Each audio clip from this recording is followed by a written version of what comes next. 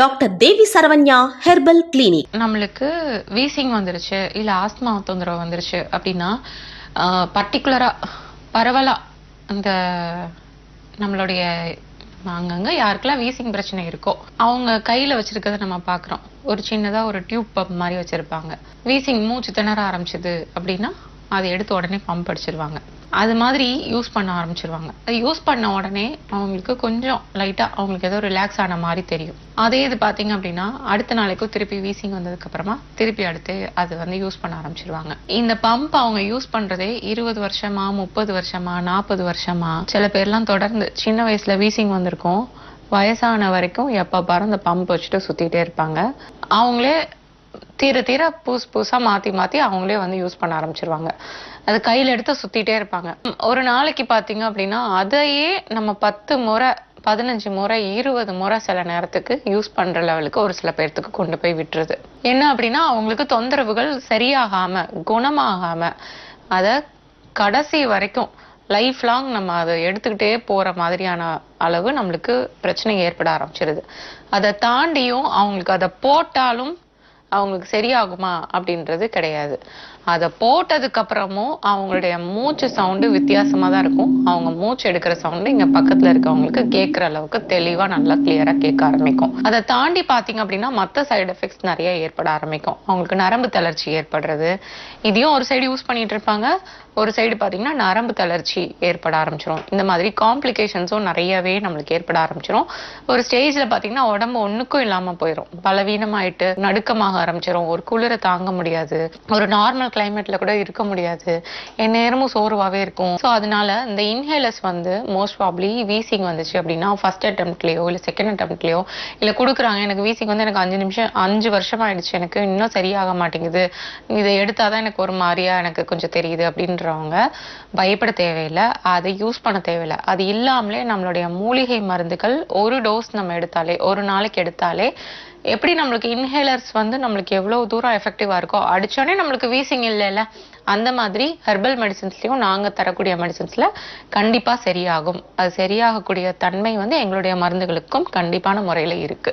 ஒரு 10 ml நம்ம டானிக்க நல்லா ஹாட் வாட்டர்ல மிக்ஸ் பண்ணி நம்ம குடிச்சிட்டு வந்தோம் அப்படின்னா உடனே நம்மளுக்கு வீசிங் அடக்கும். இன்ஹேலர்ல கூட பாத்தீங்க அப்படின்னா உங்களுக்கு வந்து சளியை வந்து உங்களுக்கு இழக்காது, அந்த பசேஜ் மட்டும் விரிச்சு கொடுக்கும், அவ்வளவுதான். நான் கொடுக்குற மருந்துல பாத்தீங்க அப்படின்னா உங்களுக்கு சுவாச குழாயில இருக்கக்கூடிய அந்த சளிகள் ஃபுல்லா நம்மளுக்கு முற்றிலும் நம்மளுக்கு வெளியேற்றப்பட்டுரும். மருந்து குடிச்ச கொஞ்ச நேரத்துல சளி பாத்தீங்க அப்படின்னா நல்லா திரண்டு வந்து நம்மளுக்கு உமிழ்ந்து துப்புற அளவுக்கு நம்மளுக்கு டெண்டன்சியை வந்து ஏற்படுத்தி கொடுத்துரும். சின்ன குழந்தைங்களுக்கு நம்ம கொடுக்குறோம் அப்படின்னா அளவு கம்மியான அளவுல நம்ம கொடுப்போம்.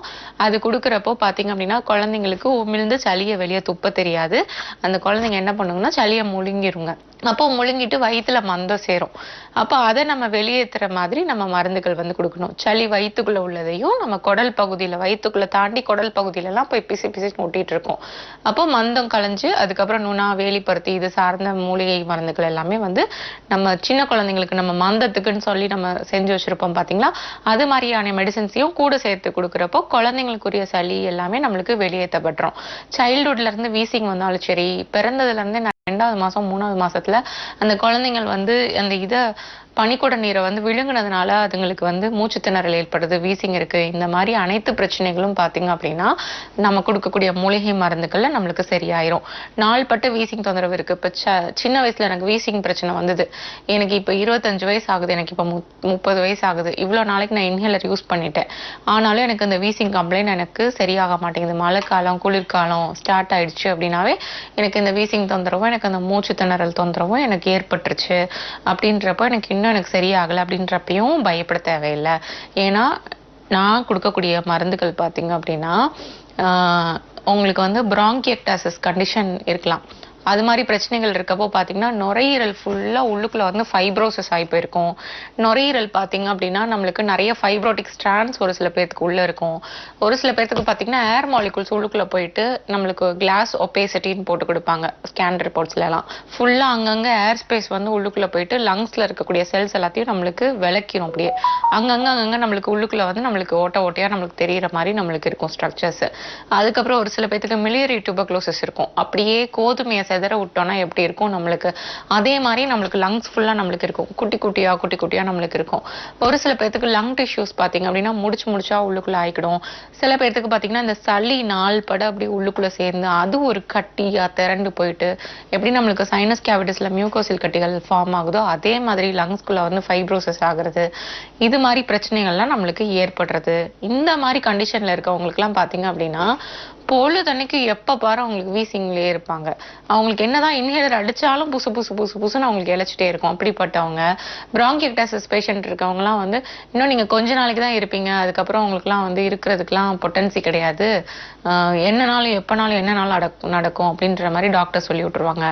பல்மனரி எம்ஃபைசிமா அந்த மாதிரி கண்டிஷன்ஸ்லயும் சில பேர்த்துக்கு நிமோனியா ஃபீவர் அந்த மாதிரிலாம் வரும் பாத்தீங்களா, அதை தொடர்ந்து நுரையீரல் இன்ஃபெக்ஷன்ஸ் ஆகும் பாத்தீங்களா.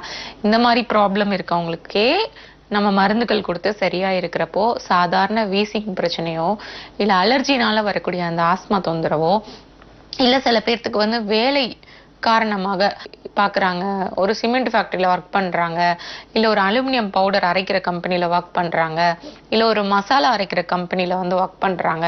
அப்போ அந்த அரைக்கிறப்போ வந்து அந்த பொடி அந்த பவுடர்ஸ் இல்ல சில கார்பெண்டர்ஸ்க்கு பாத்தீங்கன்னா மரத்தை சீவுறப்போ அந்த துகள்கள்லாம் படுறப்போ ஒரு சில பேர்த்துக்கு தொழில் ரீதியா அந்த ஆஸ்மா பிரச்சனைகள் உருவாகுது பாத்தீங்களா. இல்ல சில பேர் பாத்தீங்கன்னா கேஸ் இதுல எல்லாம் ஒர்க் பண்றாங்க, ஒரு பெரிய இண்டஸ்ட்ரியில ஒர்க் பண்றாங்க. அப்போ ஒரு விதமான கெட்ட வாயு நம்மளுக்கு வந்து உற்பத்தி ஆகி அது வந்து நம்மளுக்கு தொடர்ந்து நம்மளுக்கு கேஸ் நம்மளுக்கு உற்பத்தி ஆகி வெளியே ஃபுல்லா ஒரு பொல்யூட்டட் கேஸ் நம்மளுக்கு உருவாகும் போது அது நாள் கணக்கா நம்மளுக்கு நுரையீரலுக்குள்ள போய் நம்மளுக்கு இன்ஃபெக்ஷன் ஆகுறது. பொதுவா பாத்தீங்க அப்படின்னா இந்த ஸ்மோக்கிங் பண்றவங்களுக்கு மட்டும் இல்லாம சுத்தி இருக்கக்கூடியவங்களுக்கு அந்த புகை போய் இன்ஃபெக்ஷன் ஆயிட்டு பாசிவ் ஸ்மோக்கர்ஸ் ஆக்டிவ் ஸ்மோக்கர்ஸ் நம்ம சொல்லுவோம் பாத்தீங்களா. நம்ம சுத்தி இருக்கு நம்ம புகை பிடிக்கிறவங்களை காட்டிலும் பக்கத்துல கூட இருக்கவங்களுக்கு அதை நுகர்ந்து அதனால அவங்களுடைய நுரையீரல்ல நிக்கோட்டின் படிஞ்சு இதனால பாத்தீங்க அப்படின்னா ஒரு சில பேர்த்துக்கு வீசிங் தொந்தரவு சளி தொந்தரவுகள்லாம் ஏற்படும் பாத்தீங்களா. இப்படி ரொம்ப கிரானிக்கா நாள்பட்ட பிரச்சனையில நம்ம அவஸ்தைப்பட்டுட்டு இருந்தவங்களுக்கு கூட நம்ம கொடுக்கக்கூடிய டானிக் வந்து பாத்தீங்க அப்படின்னா கண்டிப்பா அது வந்து சரி பண்ணி விட்டுரும், சளியை ஃபுல்லா கரைச்சு நம்மளுக்கு வெளியேற்றி கொண்டு வந்துரும். அப்படி இருக்கப்போ நம்மளுக்கு நல்ல நெஞ்சு பாரம் இல்லாம நெஞ்சு இருக்கோ இல்லாம நம்மளுக்கு ஃப்ரீயா இருக்கும். ஸோ அப்படிப்பட்ட மருந்துகள் வந்து நம்மளுக்கு மாடர்ன் சயின்ஸ்ல மட்டுமே தான் கிடையாது, அலோபதிகள்ல மட்டும்தான் இந்த மருந்து இருக்கும் அப்படின்றது சொல்றது முற்றிலும் தவறு. எங்களோட மருத்துவமனையில நாங்க கொடுக்கக்கூடிய மருந்துகளும் ஃபுல் அளவுக்கு நம்மளுக்கு அந்த ஒரு டோஸ்லயே நம்மளுக்கு ஆக்ஷன் தெரிய ஆரம்பிக்கும், சளி நல்லா குறைய ஆரம்பிச்சிரும். கரெக்டா நான் கொடுக்குற மெடிசன்ஸை கரெக்டா எதுக்கு நம்ம 3 months to 6 months ஃபாலோ பண்ண சொல்றோம் அப்படின்னா ஒரு நாள்ல நம்மளுக்கு சளியெல்லாம் நம்மளுக்கு வெளியேறி நம்மளுக்கு சரியா போயிடும். இந்த வீசிங் பிரச்சனை ஆஸ்மா பிரச்சனை இருக்கவங்களுக்கு ஒரு 20 வருஷத்துக்கு மேல ஆஸ்மா தொந்தரவை நிரந்தரமா வச்சிருக்காங்க அப்படின்றவங்களுக்கு பாத்தீங்க அப்படின்னா சுவாச குழாய் பாத்தீங்க அப்படின்னா இயல்பா இருக்காது, நார்மலா இருக்காது. நிறைய பேர்த்துக்கு வீசிங் பிரச்சனை தான் இருக்கு, சளி போய் அடைச்சிட்டு இருக்கு அப்படிங்கிறவங்களுக்கு சுவாச குழாய் நார்மல் ஆயிரும். மருந்து ஒரு 1 month எடுத்தாவே அவங்களுக்கு கியூர் ஆயிரும், சரியா போயிரும், அவங்களுக்கு திருப்பி கூட வராது.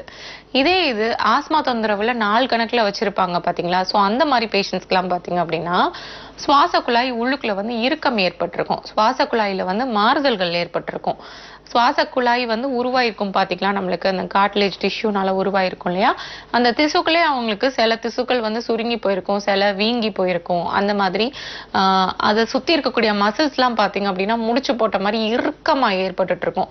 அது இருக்கிறதுனாலதான் அவங்களுக்கு வந்து பாத்தீங்க அப்படின்னா மூச்சு உள்ள எடுத்து வெளியே விடுறப்போ ஒரு மாதிரி சவுண்ட் இருக்கு, அவங்களுக்கு ரொம்ப அன்னீசியா இருக்கு, ரொம்ப மூச்சை உள்ள இழுத்து கஷ்டப்பட்டு வெளியே விடுவாங்க, கஷ்டப்பட்டு மூச்சை உள்ள இழுப்பாங்க. அப்படி இழுக்கிறப்ப அவங்களுக்கு ஒரு குறுன்னு ஒரு சவுண்ட் கேட்கும், ரொம்ப தொந்தரவா இருக்கும், செஸ்ட் ஒரு இருக்குன மாதிரி இருக்கும், அவங்களுக்கு ஒரு நார்மலா இருக்க மாதிரி ஒரு ஃபீலிங்கே அவங்களுக்கு இருக்காது, எந்நேரமும் ஒரு நோயை வந்து சுமந்துக்கிட்டே இருக்க மாதிரியான ஒரு ஃபீலிங் இருக்கும்.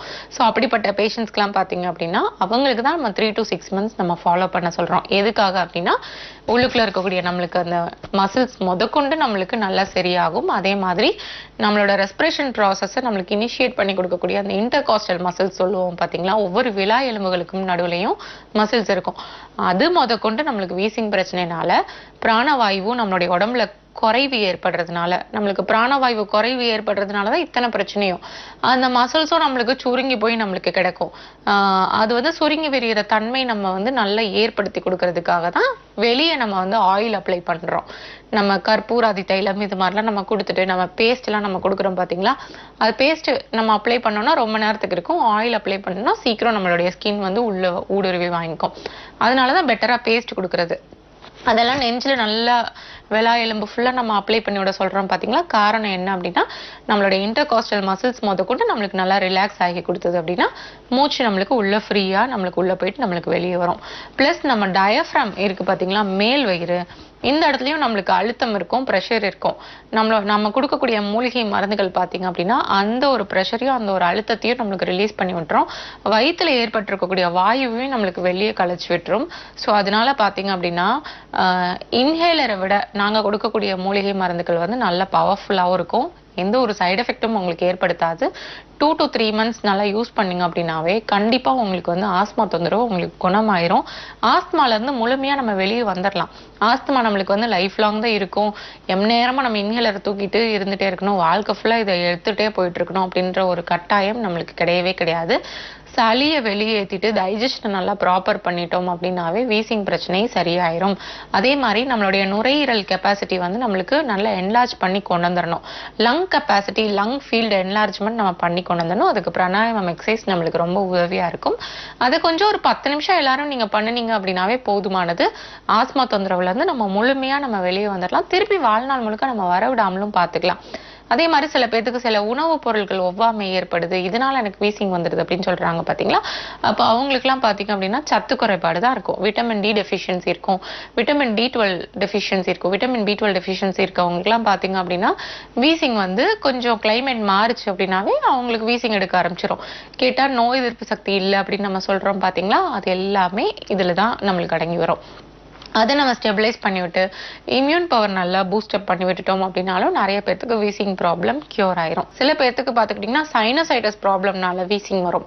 என்ன அப்படின்னா சளியை உள்ள முழுங்கிடுவாங்க, இல்லாட்டி மூக்குக்குள்ள இருக்கக்கூடிய நீர் வந்து நம்மளுக்கு உள்ளுக்குள்ள போயிட்டு சைனசைட்டிஸ் கம்ப்ளைண்ட்ல நிறைய பேருக்கு அலர்ஜி பிரச்சனை இருக்கும் பாத்தீங்களா. அது நம்மளுடைய சுவாச குழாயிலையும் நம்மளுக்கு உள்ளுக்குள்ள லங்ஸ்குள்ளேயும் நம்மளுக்கு அந்த ஒரு ஃப்ளூயிட் நம்மளுக்கு போய் தேங்குறதுனாலையும் சில பேருக்கு பாத்தீங்கன்னா ஃப்ளூயிட் தேக்கம்னாலையும் புசு புசு புசு புசுன்னு மூச்சு வாங்க ஆரம்பிக்கும். ஸோ அந்த மாதிரி கம்ப்ளைண்ட்ஸும் நம்ம வந்து ட்ரீட்மெண்ட் பண்றப்போ நம்மளுக்கு சரியாயிரும். சைனசைட்டிஸ்க்கும் வீசிங்க்கும் நம்ம ஒரே ட்ரீட்மெண்ட் தான் கொடுக்குறோம். ஸோ இந்த ப்ராப்ளமும் நம்மளுக்கு சரியாயிரும், இந்த ப்ராப்ளமும் ஒரே ட்ரீட்மெண்ட்லேயே நம்மளுக்கு சரியாயிரும். அதனால பயப்பட தேவையில்லை.